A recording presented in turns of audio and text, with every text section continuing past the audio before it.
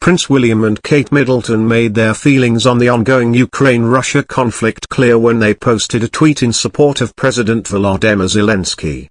In October 2020 we had the privilege to meet President Zelensky and the First Lady to learn of their hope and optimism for Ukraine's future, the beloved couple wrote.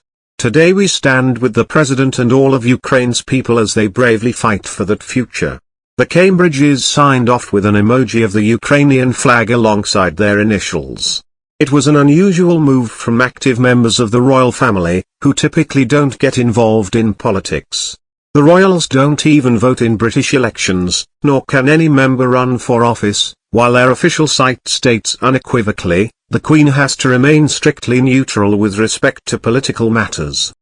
William and Kate's decision to speak out might have something to do with the monarchy's desire to appear more modern going forward, but only time will tell.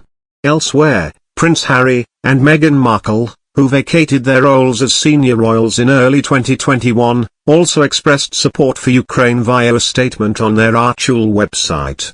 Tellingly, though, the public reacted completely differently to the Sussexes standing with Ukraine as the Cambridges doing likewise.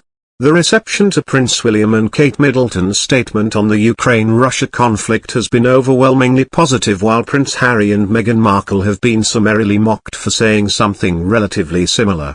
Naturally, one of the couple's biggest critics was Piers Morgan, who sarcastically quipped on Twitter, "This will really rattle Putin," while sharing a post about Meghan and Harry's statement. Likewise, Morgan's Daily Mail colleague Richard Eden similarly joked, "It's all over for Putin." Tabloids including the Mail itself and The Sun also published damning coverage of Meghan and Harry's statement, mocking them for arrogantly thinking their words could have any effect on the ongoing crisis.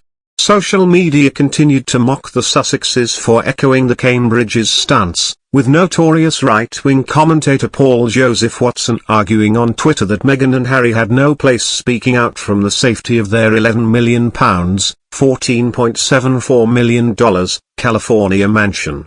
The fact William and Kate live a lavish life didn't seem to bother anybody, however. Prince Charles, the Prince of Wales and the future king, touched on Ukraine in an otherwise routine speech in southeast England that mostly focused on the murder of a local member of parliament last year. What we saw in the terrible tragedy in Southend was an attack on democracy, on an open society, on freedom itself, the prince said. We are seeing those same values under attack today in Ukraine in the most unconscionable way. In the stand we take here, we are in solidarity with all those who are resisting brutal aggression. Charles and his wife, Duchess Camilla of Cornwall, were in Southend on Sea to mark the community officially becoming a city. Some British reporters considered Charles' remarks remarkably explicit in condemning the invasion. This despite the fact that over his decades serving as next in line to the throne, Charles has occasionally trod the constitutional line about staying mum about political matters, such as, say, his campaign to fight climate change or his complicated relationship with China, and has been strongly criticized for it. His mother, Queen Elizabeth II, has never crossed that line, and so far she has not said anything in public about the invasion of Ukraine. The 95-year-old monarch recently tested positive for COVID-19 but on Tuesday returned to virtual duty by holding audiences to greet ambassadors via video. Meanwhile, the annual diplomatic reception, a fancy annual party for hundreds of diplomats she hosts that was scheduled for Tuesday night, was postponed on the advice of the British Foreign Office. But it's hard to imagine any public figure in the United Kingdom, or indeed anywhere else, being sanguine or silent about the bloodshed caused by the Russian invasion in Ukraine.